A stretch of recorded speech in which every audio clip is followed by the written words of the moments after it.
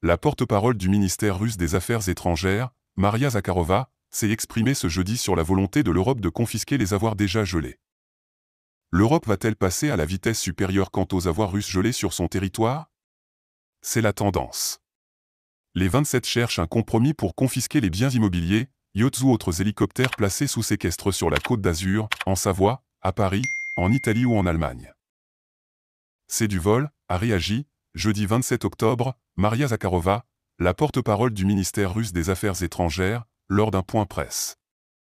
Tout ceci n'est qu'un exercice pseudo-juridique. S'il est réalisé, il enterrera définitivement la réputation de l'UE en tant que défenseur de l'état de droit, respectivement, en tant que juridiction attrayante pour faire des affaires, a-t-elle ajouté.